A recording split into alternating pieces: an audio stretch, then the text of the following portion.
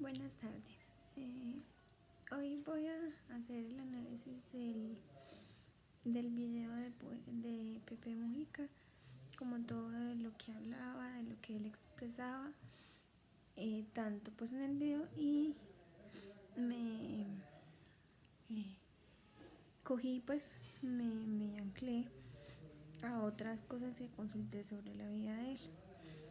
Por eso intenté hacer, acá te muestro, profe, como un mapa conceptual que me va a ayudar un poquito a lo que voy a hablar, ¿sí? Que lo dividí en la biografía de él, en las cosmovisiones que se destacan en él y en la filosofía de vida. Entonces lo que voy a hacer es empezar a relacionar cada una de estas, hacer como una triangulación entre la biografía, la filosofía de vida y sus cosmovisiones, teniendo como eje transversalizador pues todo lo que tenga que ver con el escenario político. Entonces pues lo primero es que en este momento de su vida, donde ya está longevo, su manera de narrar las experiencias, su manera de ver la vida, ya es una narración que implica una madurez y una lectura del mundo distinta a cuando vivía esas experiencias como tal. Ahora lo ve distinto, por tal manera lo narra diferente, ¿sí? Por la muerte de su padre y por ser el hijo mayor, toma un liderazgo en su familia con todo el tema del negocio de las flores, ¿sí? Y siempre se notó en él, se evidenció en él desde su juventud una pertenencia a colectivos, y esos colectivos siempre teniendo causas específicas, ¿sí? Que vamos a ver que es algo que él resalta mucho que los jóvenes deben hacer, tener una causa, un contenido en su vida por el cual luchar, ¿sí? Bueno, entonces él funda el movimiento de liberación nacional y ahí participó pues, en operaciones guerrilleras. Estuvo preso, lo torturaron, tuvo fugas, hasta que pues con una ley estuvo en la amnistía pues, y pudo salir libre, hasta que fue senador, diputado y presidente, ¿cierto?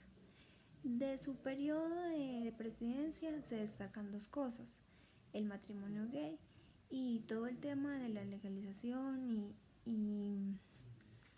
y como reglamentación de la producción, venta y consumo de marihuana, ¿sí?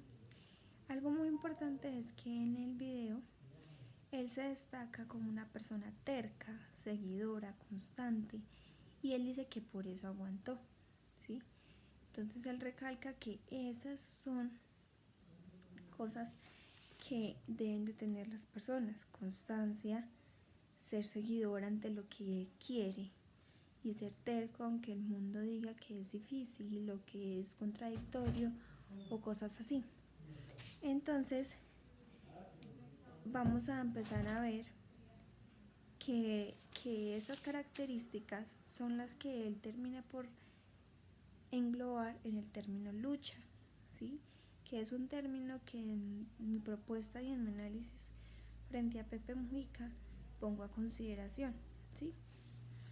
Él habla de una motivación, no lo pone como motivación, lo pone como un juego adentro, ¿sí? Que es el que lo retó a luchar o a impulsarse por la injusticia social y las diferencias de clase, ¿sí? Es esto lo que yo digo, que cambiar el término lucha, porque miren que él mismo lo habla como una motivación, como un fuego adentro, como una fuerza que impulse, ¿sí? Más adelante les voy a empezar a contar por qué creo que el término lucha es complicado, ¿sí? Para el ser humano. Entonces, en clase se plantearon varias cosmovisiones, ¿sí? Frente a Pepe Mujica. Entre está la cosmovisión antropocéntrica, la cosmovisión del impulso hacia el otro, la cosmovisión del nosotros, la cosmovisión de romper clasificaciones y dicotomías, y la clasificación de identidad latinoamericana propia, ¿cierto? Yo propongo otras cosmovisiones y las empiezo a relacionar con filosofías de vida que él desarrolla en ese video, en esa conferencia. La primera que tengo es el hombre como un animal político, ¿sí? Abro con esta y voy a cerrar con esta también. Él destaca que el hombre siempre ha vivido en grupos familiares, ¿sí? Es su principal grupo, su socialización primaria, como lo dice Berger y Luhmann. Entonces, siempre va a vivir en compañía, él no puede vivir solo, necesita siempre de los demás, que es algo que él llama el disco duro social y que trae a colación a Aristóteles diciendo que el hombre es un animal político, ¿sí? Que necesita de la sociedad. Se hace en la sociedad y construye sociedad, ¿sí? Constantemente, es una construcción siempre, permanente. Y por esto es que Mujica dice que la política es elegir decisiones que favorezcan a unos y perjudiquen a otros, ¿sí? Mi postura es que todas las decisiones que tomemos van a tener una consecuencia, sea buena, sea mala, sea positiva, sea negativa, como lo queramos llamar, ¿sí? Y allí es donde entra la política, es esa capacidad de agenciamiento, de que yo pues tenga la capacidad de tomar decisiones de acuerdo a mi contexto y a las personas que están en mi entorno, y que la consecuencia que esa decisión traiga, ¿sí?, no sea de perjuicio para mi colectivo, ¿sí? Pensaría yo desde ese punto de vista. Y él habla, ¿sí?, que hay que elegir si estás con la mayoría o estás con la minoría, ¿cierto? Y yo pienso, ¿y será que en algún momento la minoría no se vuelve mayoría y viceversa? O sea, que sería como un juego ahí raro entre mayoría y minoría. ¿Cómo determinar mayoría y minoría? O sea, que estaría como cambiándose siempre. Y se plantea también, pues yo planteo que lo mejor sería que sea todo un colectivo, que no existiera esta división entre mayorías y minorías. Y también pienso, ¿será que las minorías son los frágiles, los vulnerables? Que por ejemplo traigo a colación un decreto, el 1421, que habla de las poblaciones vulnerables, que porque son minoría. ¿Cuándo acuñamos el término minoría vulnerable? ¿Por qué lo vulnerable la minoría tiene que ser vulnerable? Entre mayor cantidad, más fuerte. Esa es como un interrogante que me planteé. Como segunda cosmovisión, yo identifico la cosmovisión de la lucha, ¿sí? Pepe Mujica habla mucho de la lucha, ¿sí?, y utiliza esta palabra para muchas, digamos, expresiones en su conferencia, y lo entiendo por su historia de vida, porque ha emprendido una lucha, ¿sí?, como frente a mucho, no sé, marco político no, sino del Estado, ¿sí?, como gubernamental de su país, ¿sí? Y él habla que una cosa más importante que la justicia es pelear y luchar por esta vida, ¿sí? Pelear y luchar por esta vida.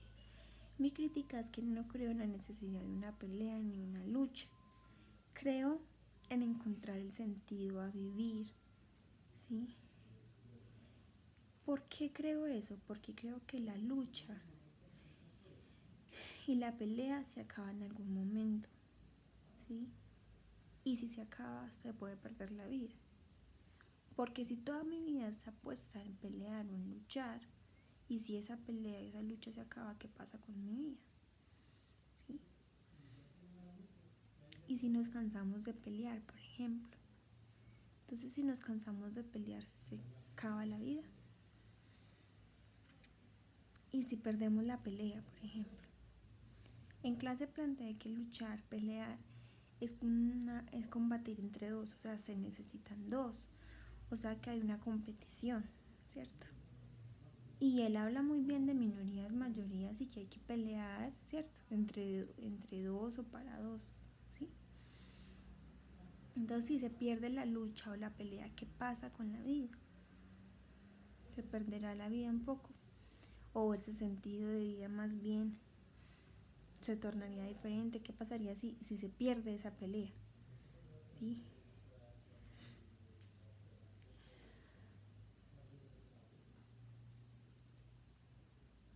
Como les digo, entiendo que él habla de este término por todo lo que él ha vivido y lo que le ha aplicado para ver la lucha y la pelea, ¿sí? Y él habla muy bien y dice, la vida se te va, entonces lucha por vivirla, por darle contenido a la vida, ¿sí? Entonces mi crítica es, ¿la vida hay que lucharla o la vida hay que vivirla? ¿Sí? No creo que la vida sea una lucha, porque el que lucha en algún momento se puede cansar, o el que lucha en algún momento puede perder y perder su motivación de vida. ¿Sí? Es mi crítica, como mi postura. Para mí, llenar de contenido la vida es ser felices, y él habla muy bien de la felicidad. Y él dice que la felicidad es ese contenido que hay que meterle a la vida. ¿Sí? O sea que ahí estaría bien.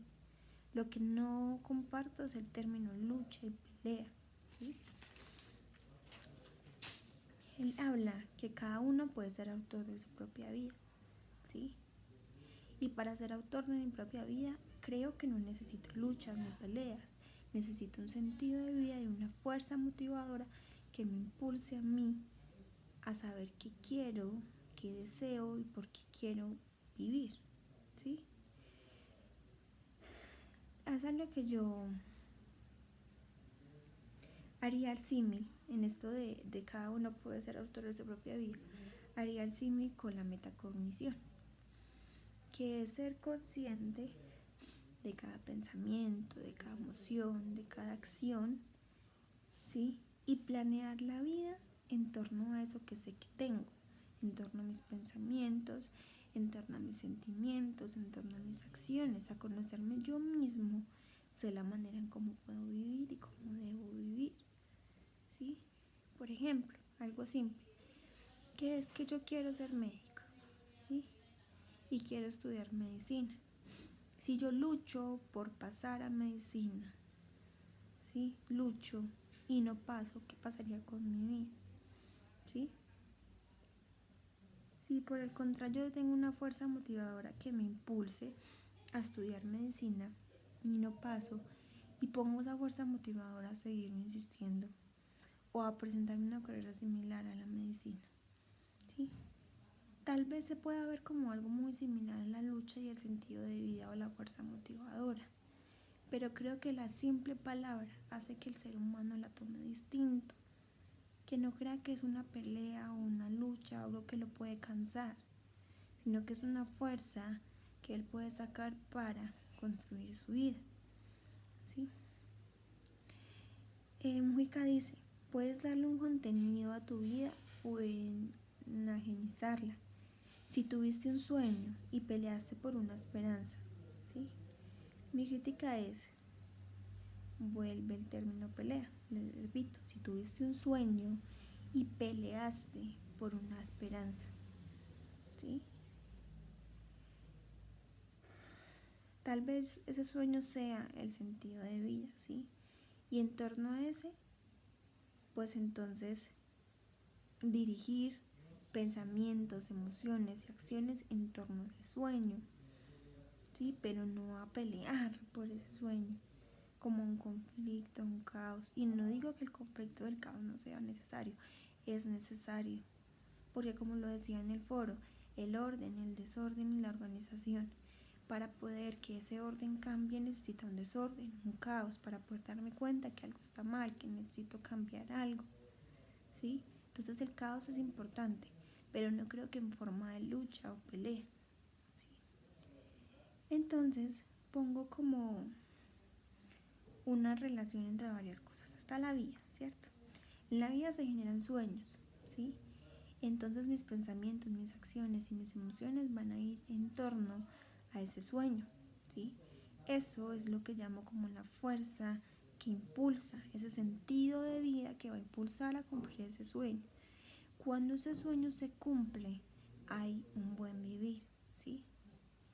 Independientemente que para el mundo sí sea un buen vivir o no, estoy cumpliendo el sueño que yo quiero, ¿sí? Si mi sueño es, no sé, vivir una semana en la calle,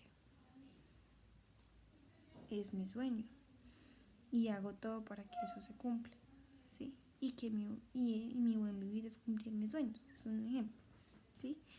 Un ejemplo que para el mundo sería no tan buen vivir, que en clases lo traía a colación, que eso implicaría que esos límites del buen vivir se ampliarían, ¿sí? Y como otra cosmovisión que identifiqué, entonces esta cosmovisión de lucha la cambiaría por una cosmovisión del sentido de vida, tanto individual como el colectivo, porque pienso que cuando el sentido de vida individual está totalmente claro, tener un sentido de vida colectivo es más fácil, ¿sí? Porque yo tengo claro qué voy a hacer, para qué estoy acá, qué contenido le estoy dando a mi vida, cuál es mi causa principal, como Mujica lo llamaba. Así puedo tener claro qué colectivo me identifica para cumplir esa meta y ese sueño, ¿sí? Para poder que ese sueño colectivo se construya a partir de esos sueños individuales y se pueda cumplir en colectivo, ¿sí? Por eso lo llamo así. Y la tercera cosmovisión es la cosmovisión de la felicidad, que para Mujica la felicidad es darle contenido a la vida, no dejar que te la robe, ¿sí? Y como dije anteriormente, y volviendo a tomar a Mujica, darle contenido, asignar un sentido de vida, ¿sí? Lo que hará o desencadenará una fuerza que impulse, que motive al mantenimiento o al cumplimiento de ese contenido, ¿sí? O sea que la felicidad es que yo le dé un contenido a mi vida y que ese contenido sea un sueño, una esperanza, un deseo, ¿sí? Y para cumplir ese sueño, esa esperanza, ese deseo, necesito una fuerza que me impulse a cumplirla, ¿sí? Que como les digo, puede ser individual o colectiva. Yo puedo venirme otras personas que me ayuden a cumplir esa meta, ¿sí? Y miren que en ningún momento he hablado de lucha ni de pelea, sino de una fuerza que impulsa, una fuerza motivadora, ¿sí? Él habla de algo muy importante. Derrotados son aquellos que bajan los brazos. Por 1000 tropezones estás hecho con fuerza para empezar, ¿sí? Miren que aquí se utiliza la palabra fuerza, no lucha. O sea que si estamos hechos con fuerza para empezar, esa misma fuerza que tenemos para empezar, la tenemos para hacer todo lo que hagamos. O sea, la fuerza, ¿sí? No la lucha, que como les dije desde el principio, es como mi propuesta, ¿sí? Y acá me pregunto si realmente estamos listos para levantarnos de las derrotas, ¿sí? Si tenemos las estrategias para levantarnos de las caídas. Y acá vuelvo a algo que él decía, y es que todos nacemos en un grupo familiar, ¿sí? ¿Cómo está ese grupo familiar? Nos está enseñando, nos está dando las estrategias para asumir la vida, nos está dando esa fuerza, ¿sí? Para levantarnos de cada derrota. Y algo que me gustó mucho fue que él habló de la importancia está en el camino, ¿sí? Yo creo que invita mucho a los jóvenes a darle el valor al proceso y no al resultado, ¿sí? A buscar aprendizajes en las pérdidas, a buscar nuevas oportunidades, a encontrarles alternativas cuando no sale como se espera. Y por eso reitero que la lucha y la pelea no me gustan, ¿sí?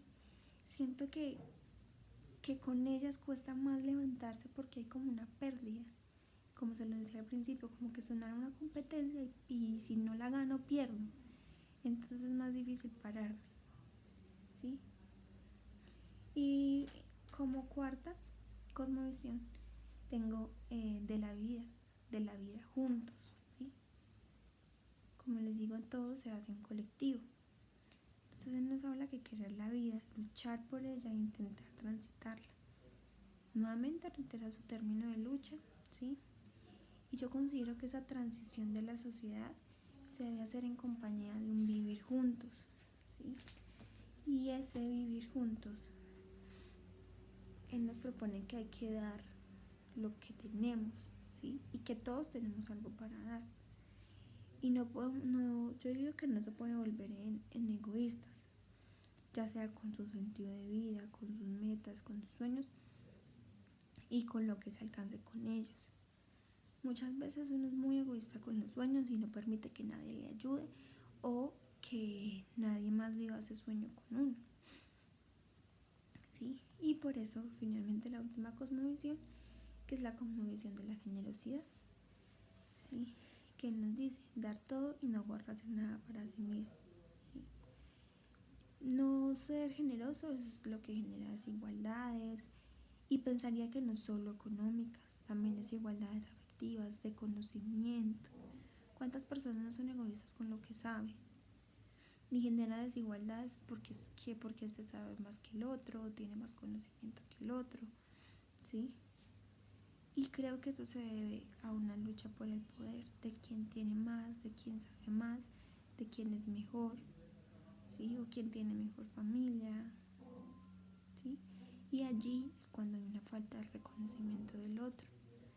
Y se pierde ese reconocimiento del otro, de entender que el otro me hace a mí, ¿sí? Porque Mujica nos trae algo muy importante, y es cómo la generosidad estuvo presente en las sociedades antiguas, en donde necesitamos la vida de los otros, en donde no podemos, solos no somos nada, y dependemos totalmente de la sociedad. Entonces ahí es cuando él decía que iba a empezar con que somos sujetos políticos y también terminaría con que somos sujetos políticos, ¿sí? Y para cerrar, estoy acá buscando una frase que yo escribí en clase, que creo que cierra totalmente lo que quiero como compartir en este momento. Si reconozco la importancia del otro en mí, cuidaré de nosotros, ¿sí? Entonces esa generosidad no solo es porque le voy a dar al otro y que pesar del otro, ¿no? Es que le estoy dando de mis cosas, de mi conocimiento, de mis afectos, porque ese otro también me construye y nos vamos a cuidar, ¿sí? Entonces, necesariamente el sujeto político necesitará del otro, ¿sí?